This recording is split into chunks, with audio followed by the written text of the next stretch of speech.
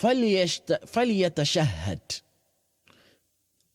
فَلْيَتَشَهَّدْ is important because some people think when you do sajda to sujood al-sahw, you just do Allahu Akbar, Allahu Akbar, Allahu Akbar, Allahu Akbar, and you say taslim. فَلْيَتَشَهَّدْ. That sajda to sahwi should also have tashahhud. Should also have tashahhud. Whether وهذه التشهد وهذا التشهد عفوا, and it should, the tashahhud that it will have is what? Istinanan. It is sunnah. Sunnah that the sujood of forgetfulness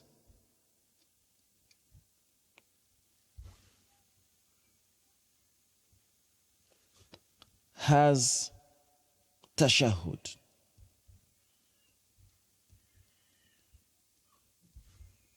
It is sunnah. We also said that the sujood sajda to sahw will have takbirat. Takbir. You don't just keep quiet. You do takbir, going down, rising up, going down, and rising up again. فَلَا يَدْعُوا أو وَلَا يَدْعُوا فِيهِ. After the tashahhud, all the dua that we made previously, no dua. No dua after the tashahhud.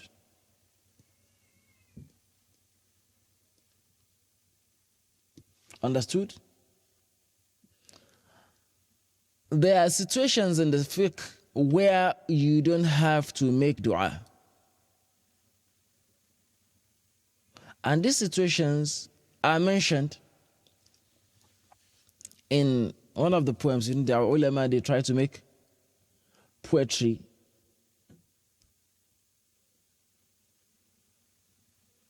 to make us, to help us remember. One of it is, it says, يُكْرَهُ التَّشَهُدُ يُكْرَأُ فِي التَّشَهُدِ الْقَبْلِيِّ. يُكْرَأُ فِي التَّشَهُدِ الْقَبْلِيِّ. It is makruh to make dua, number one, in what? In qabli. In qabli, it is makruh to make it. دعاؤنا مكروه. تشهد البعد. In ba'di, also, it is makruh to make dua in your tashahhud, where it is disliked to make dua in tashahhud.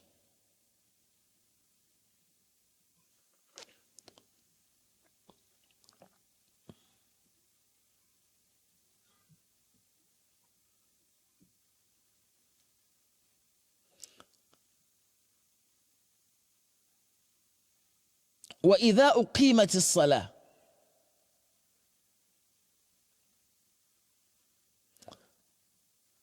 If you are on nafila and the imam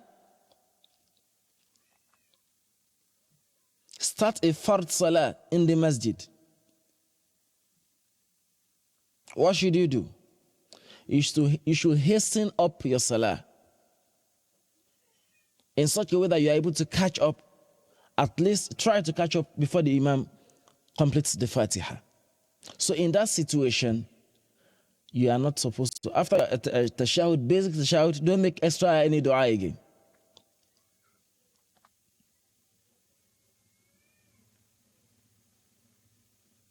إذا خرج الخطيب في الجمعة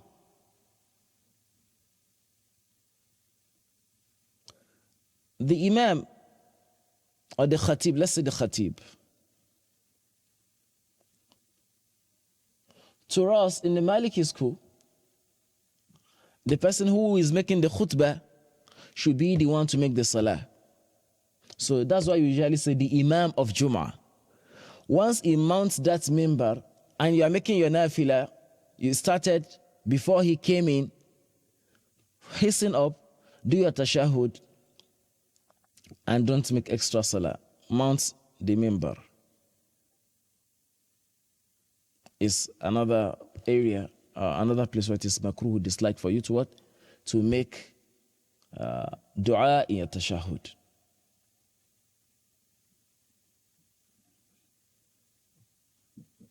Understood? Basically like that. He says, سنة لسهو سجدتان فيهما فليتشهد وليسلم منهما. After the tashahud, he should say salam. Let's put this in red. Saying salam or saying taslim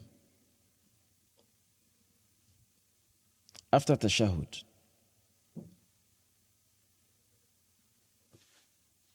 وهذا وجوبا. It is wajib. It is wajib. It is compulsory. في البعد.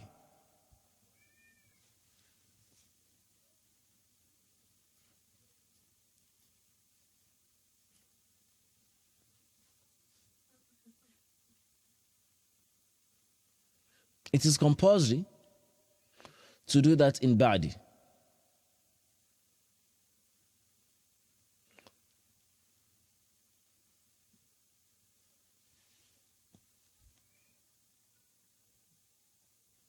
He says, وَهُوَ لِنَقْصٍ. This sajda to sahaw that we are talking about, لِنَقْصِ سُنَّةٍ. Now we are talking about the conditions.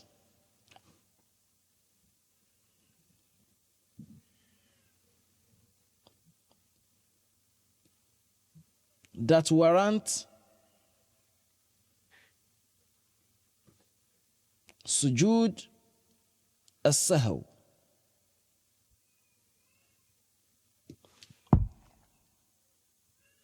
The first one he mentioned, he says, وَهُوَ لِنَقْصِ سُنَّةٍ تَأَكَّدَتْ. وَهُوَ لِنَقْصِ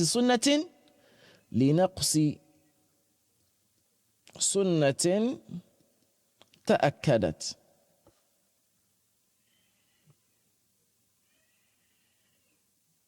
If you have a sunnah that is sunnah mu'akkada, the same way I used to remind you, now is important. Someone who does not know what sunnah is sunnah mu'akkada, he says, oh, everything the Prophet ﷺ did on salah is sunnah. Yes, there's an hadith that says it's sunnah. Now we're asking, that sunnah in your salah, is it sunnatun mu'akkadatun aw sunnatun ghayru mu'akkada? Now, there's someone's hands up. Is there a question?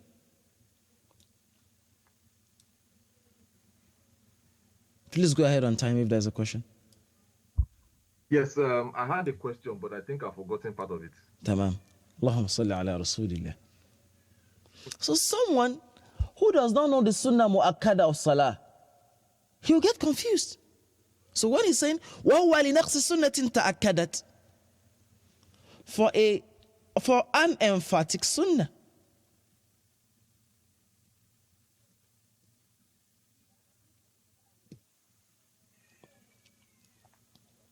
Naqsu means what? If he misses or he reduces, something like that, reduction. Of sunnatin ta'akkadat. Assalamu alaikum. Wa alaikum assalam. I'm sorry, my question, I think what I wanted to ask is, when you said for the sujud sawi, tashahud, is it sunnah or wajib?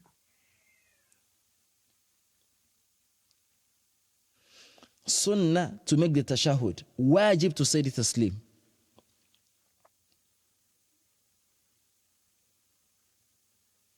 But how can you Okay, so, okay, wajib, yeah, of course, you have to make taslim to end it. Okay, Yeah, to end it. Because if you don't make taslim, you are not out of salah.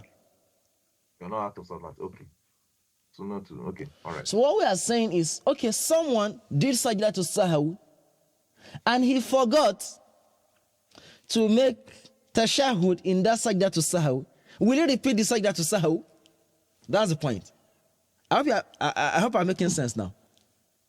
Yes. Because sometimes someone is saying, why are we saying that one is sunnah again? You are making your sajda to sahaw. Maybe when you said Allahu Akbar, you heard your baby screamed. And your mind was there, what's happening to this baby? Maybe sisters, for example. Then, by the time you got back your consciousness or something like that, you just said, Assalamu alaikum. You forgot to make tashahud. And we said tashahud is sunnah. Now, because you missed something and you're making tashahud to make up for that thing, and that on that tashahud, you forgot to say tashahud, you just sat down. Is it? And someone is like, I'm confused. What's going to happen now? So it is sunnah, and it is not a sunnah for which you need to repeat that tashahud. Okay. You know, in the other side, you get it now. Understood? Understood. And then my question is, in this kind of example that you made,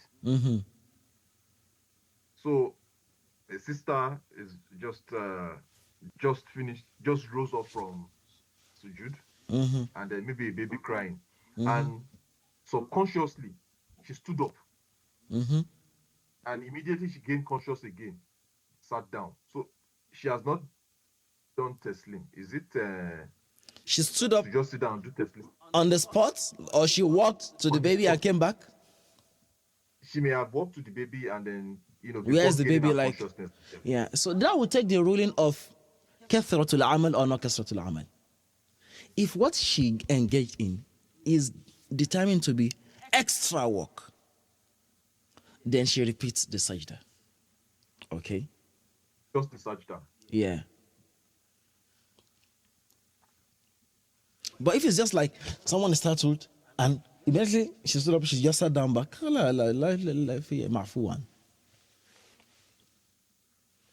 Okay? But that is in the case of. Because you are saying, in the case of Badi, no, it doesn't matter at this point. In public, she has not done any taslim at all. Yeah, we said she stood up and immediately she sat back. And it was out of a reflex. Okay. You get it. We get to someone who forgot to make the qabli and stood up, went out of the mosque. And remember, I think we discussed this before, right? In Mubtilatul Salah. You remember? Yeah, but not in detail. Not in details, yeah. So if we get back to this point, we mention it. Okay? Okay. So because of time, let's go back to what we're doing. أي نعم. لنقص سنة تأكدت. If you reduce or you miss سنة مؤكدة, an emphatic sunnah, you will make what? سجود أو سجدتان, two sujud,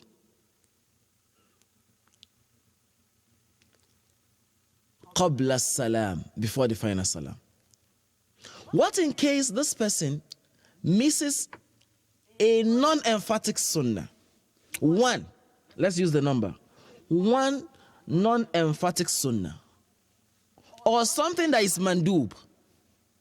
Now we go back to the same point. Someone who does not even know the mandub of salah. You get it. Or the mandubat of salah. So it is very important. So if he leaves one sunnah mu'akkada, sajada laha qabla as-salam.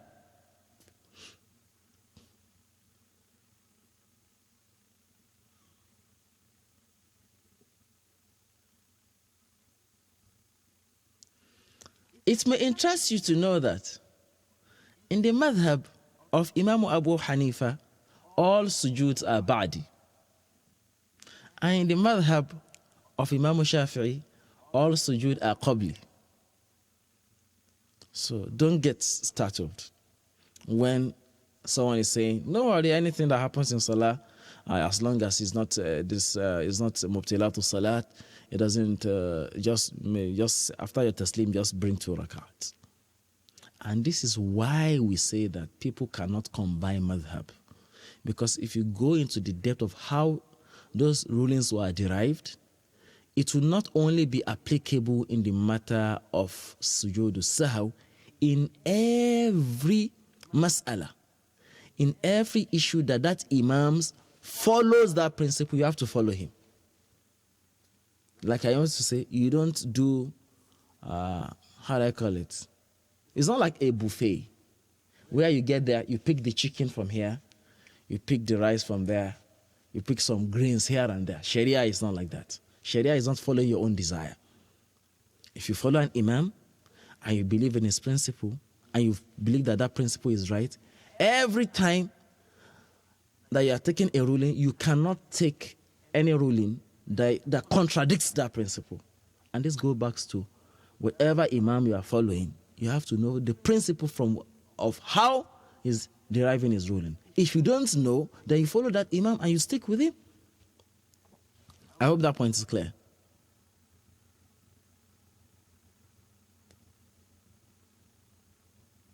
I want an answer. Please, No, it's good. I don't want, did someone say it's clear? Yes. It's clear. I'll explain again. I gave the example. The Hanafis, Imam al-Azam, Imam Abu Hanifa Nu'man ibn Thabit radiallahu anhu, in his school, all the sujood are ba'di. Everything that happens in salah, if you do sajda to sahw, the sujood of prostration, after taslim, you make 2 taslim and you say yes salam. In the school of Imam Ahmad, Imam Shafi'i, for example, everything that happens to you in salah, before you say the salam, you make 2 sujood and say the salam, which we call qabli. It's only Imam Ahmad ibn Hanbal and Imam Malik radiallahu anhu who differentiate between, okay, one is sujood after salam and one is sujood before salam. The point I'm trying to make from it is that it is from a principle that ruling was derived. It's not just from mere hadith. You get the point? So if you follow the school of Imam Malik, in every ruling where he uses that principle to derive the rule, you have to follow him. Don't say, oh, in this case, I think, the way people will say, the correct opinion. We ask, how do you know the correct opinion? The correct opinion is not just from hadith. It's a principle of interpretation. Now, if we ask, you don't even know the principle of interpretation. So you have a lot to learn.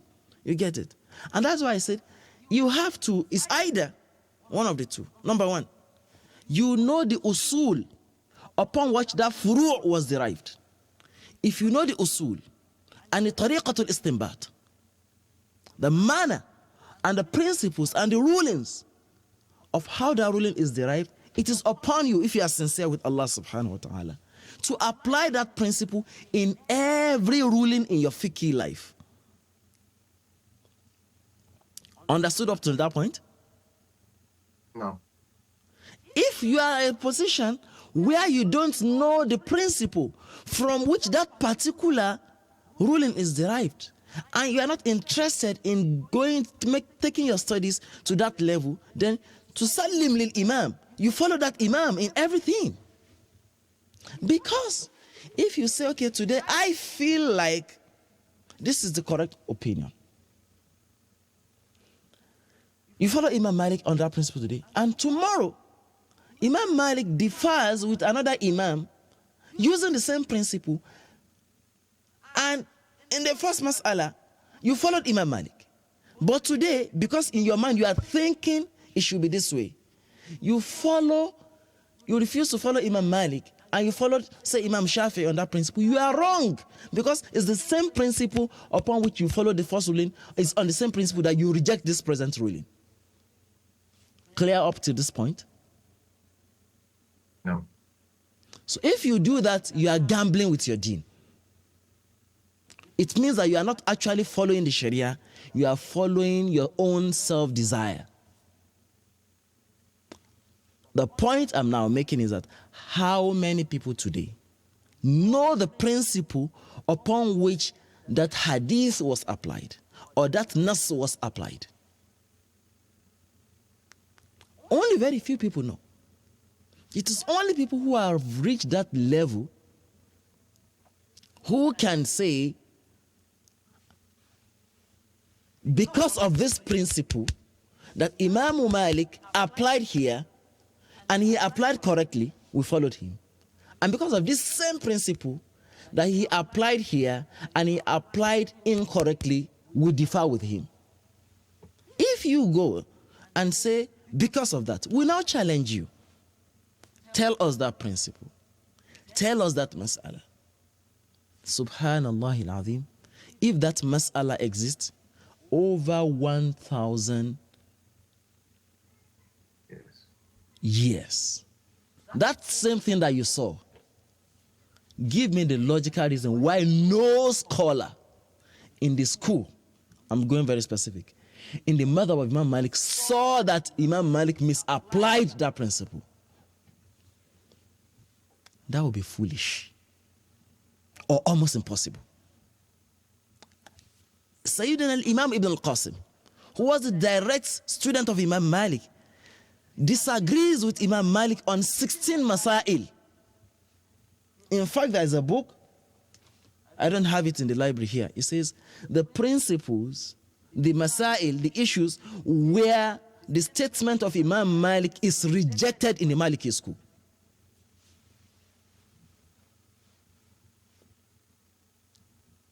I'm taking a pause so that you can allow that to sink. You get a point? Imam Malik himself, his statement or his ruling was rejected in the school because they found that, I think, subhanallah, our Imam is a human being. I think he didn't apply this principle properly. And the whole school disagrees with the Imam. So there's nothing that is new in our Sharia. You get the point? And this was also centuries ago? Yes.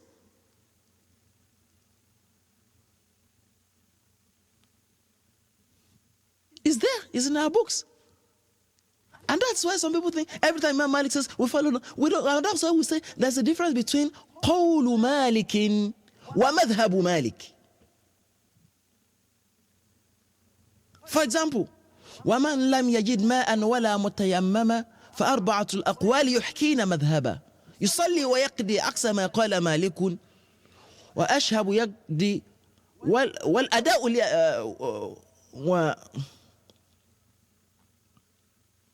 والأداء لأشهب. I missed someone's name there anyway. I think I'm in a rush. In that case, there are 4 aqwal. Someone who did not find water and who did not find a means to make tayammum, what will he do? Will he bring the salah and repeat it later? Will he leave the salah and bring the salah when he gets water or tayammum? Will he first make the salah and then repeat the salah when he gets tayammum? Or he will not make the salah at all? أربعة أقوال يحكين مذهبا. There are 4 aqwal in the madhab. How do you know which one to follow? In that case, give me one hadith. Give me one ayah of the Quran. You won't find it. So if there are no established principles upon which hadith and sharia generally is understood, there will be nothing in our deen. So it is a bit more complex than the common man understands. Hope you get the point. No. Because of our time, we're running late today. Let's pause here, inshallah. I pray Allah subhanahu wa ta'ala yubarik fina wa fil jami'. The last point is وَإِن تَعَدَّدَتْ, and I mentioned it before. Even if the omission is multiple, it's still it's still two sujood that we do, one sahu. It's one. If you say one sajda, we mean one unit. Okay? Clear? Clear. In the next class, inshallah, we'll start from كَتَرْكِ تَسْمِعَيْنِ أَوْ إِحْدَى السُّوَرِ أَوْ قَامَ مِنْ ثِنْتَيْنِ أَوْ جَهَرًا أَسَرٍ. The examples of sunnatu mu'akkada. Before next class, inshallah, go over to revise the bab of sunnatu mu'akkada fi salah. So that if you are in salah and something happens, you know, okay, you don't need to wait till you have 2 or 3 sunnah. When we say, the last one that we discussed where we said, you not make sujood until you make 2 sunnah, we mean 2 light sunnah. Here we are talking of a heavy sunnah. And like the way I go with my challenge for you, student, is that give me an hadith where the Prophet ﷺ said, this sunnah is heavy sunnah and this sunnah is light sunnah. You will not find an hadith. And all the 4 schools established in the deen over 1,000 years of Islam agree that they are emphatic sunnahs and they are non-emphatic sunnah. Will you say that all the 4 schools are wrong? If someone can come out to say today, tell us today that all the 4 schools of Sharia is wrong, what does that mean? I want the answers from you. Quickly. If someone says, Example of if someone says all the opinion of all the 4 schools of fiqh together are wrong, what would you say about that person or that issue? it has a question mark. The person himself is wrong. We should put a big question mark on his own, on his knowledge, on his authority. Automatically, the person is wrong. Automatically. You can't say all the 4 schools of fiqh over 1,000 years are wrong. Where are you taking your Islam from? The hadith that you are narrating, through which train are you narrating it? Your understanding of the deen, how did it bypass all the 4 schools? We'll suspect that you are a Shia. Even in many parts of our fiqh, the Shia will be, their opinion will be in consonant, will rhyme with one of the schools. So if you are saying something that the 4 schools of fiqh agreed upon, you cannot go out of the 4 schools. You are fundamentally wrong. If you tell me that, I won't even ask you a question. I will say, mashallah, Allah barakatuh. You meet Allah that way. We'll see how you stand before Allah and say, everybody in the ummah is wrong. Only you and your teacher is right. We ask Allah subhanahu wa ta'ala. Yubarik fina wa fil jami'. Now. So this example of combining Maghrib and Isha during immediately after Maghrib, not even one of the 4 schools. Not even one of the 4 schools agree in that manner. That I don't want to go back to because that issue is astaghfirullah. Yes. I just wanted to. They are not even one. In that manner, the Hanafi school. It's not like. Yeah, the Hanafi school says that it is Jam Usuri, and that is confirmed in the hadith of Imam al-Nasa'i. The other people who say we can do the Jam'u. So, subhanAllah, there are many issues around that mas'ala. The mas'ala is not even the mas'ala of the hadith, the mas'ala of tanzil al-hukm. How to apply the hukm. Deliberately, I'm avoiding talking about that issue. But to answer your question, the question is, haja. What determines the haja? What determines all the people in, even those people? And that's why you will not find. I say, for example, Al-Imam al-Nawawi says all the 4 schools, Wal Jumhur says that is not applicable. Ibn Sirin, Imam Nawawi Imam al-Nawawi fil Majmu', Imam al-Nawawi is Shafi'i. He's not even Maliki. He says, Ajma' indana, to us the Shafi'is, wa inda Malik, and to the people of Malik, wa Ahmad, and Ahmad, wa Abu Hanifata, says it is not applied that way. He now says, although Ibn Dawud al-Zahiri, Ibn Hazm, the school of Ibn Hazm, says it is applicable. And Ibn Sirin and Ibn al-Munzir, I think he mentioned one other person. But if you check, these are not the mu'tamad of the madhab.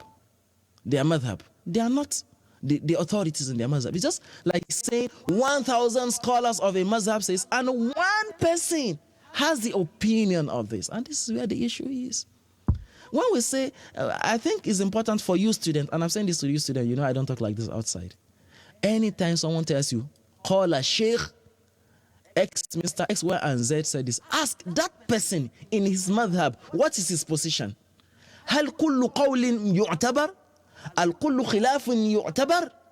Is it every time that someone disagrees? If you have the whole school, 1,000 over 2,000 scholars, over 1,000 years saying something, and there's one single person.